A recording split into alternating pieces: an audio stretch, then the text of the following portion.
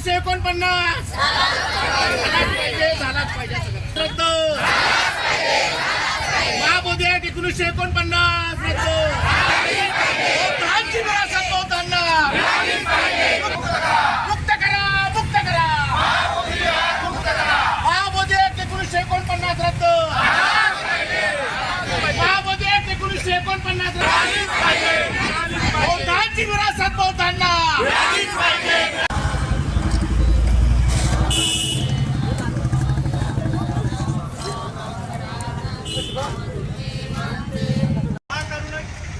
Doctor Babasaheb Ambedkar यांना प्रथम अभिवादन करतो। ते राहुल लोकोत्तर महाविहारा हे उपस्थित राहिले, त्यांना मी पश्चात प्रणाम करतो। जो मौलिक अधिकार दिला आहे बोलण्याचा अधिकार म्हणून आज धरणे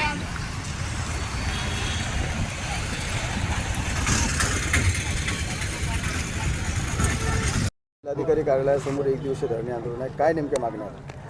महाबोधी महाविहार ॲक्ट 1949 हा भारतीय स्वातंत्र्याच्या पूर्वी लागू असलेला ॲक्ट आहे। 1950ला या देशामध्ये संविधान लागू झाल्यानंतर संविधानाच्या मूलभूत अधिकाराला म्हणजे धर्मस्वातंत्र्याचा अधिकार 25 ते 28पर्यंत या देशामध्ये संविधानाने दिला आहे।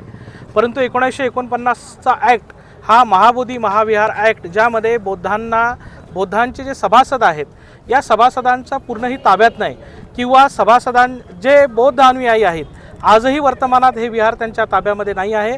त्यासाठी या आंदोलनाचं आयोजन करण्यात आलं आहे। पुढची काय नेमकी भूमिका असणार आहे? महाबोधी महाविहारासमोर महाबोधी मुक्ती आंदोलनाच्या वतीने अनिश्चितकालीन आमरण उपोषण सुरू आहे।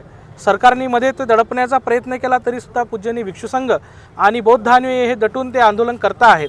भविष्यामध्ये एक महाविशाल रॅली महाबोधी महाविहारावरती त्या कमिटीवरती काढण्याचा आणि सरकारला पटना या शहरामध्ये आणि दिल्ली या शहरामध्ये विशाल रॅलीचं आयोजन भविष्यामध्ये करण्यात आलेलं आहे। काय नेमक्या आजच्या निमित्ताने प्रमुख मागण्या असतील?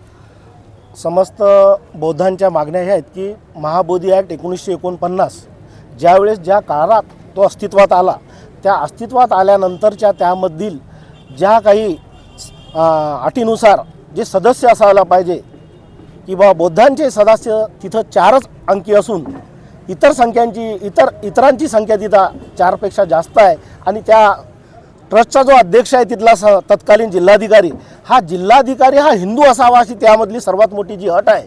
ही अट नेहमी करता बौद्धांच्या समस्यांसाठी तिथे मंदिरासाठी बौद्धगया महावीरासाठी एखादं कन्स्ट्रक्टिव्ह काम करायचं असेल तर तिथला तत्कालीन जिल्हाधिकारी त्याचा अधिकार हा त्या 5 लोकांच्या बाजूने मांडतो की जो त्यांनी जे 4 बौद्ध सदस्य आहेत त्यांच्या बाजूने मांडायला पाहिजे, त्यांच्या बाजूने मांडतात तो नेहमी विरोधात मांडतो। त्या अर्थाने आमची प्रमुख मागणी ही राहील की तिथला तत्कालीन जो जिल्हाधिकारी त्यातला ट्रस्टचा अध्यक्ष म्हणून काम करतो त्याचे ते अधिकार काढून घ्यावे, नव्हे तर तो 1949चा जो ॲक्ट आहे तो पूर्णतः रद्दच केला पाहिजे। कारण तो जर रद्द केला नाही तर बौद्धांच्या संस्कृतीप्रमाणे जर कार्यक्रम घ्यायचे असेल तर राज्य सरकारची परवानगी घ्यावी लागते, तिथल्या जिल्हाधिकाऱ्याची परवानगी घ्यावी लागते, तिथे काही बदल करायचे असेल तर त्या अधिकाऱ्याची परवानगी घ्यावी लागते। मग प्रत्येक वेळेस जर ट्रस्टला तिथल्या अधिकाऱ्याची जर परवानगी घ्यावी लागत असेल तर ती बौद्धांची विरासत कशी आहे?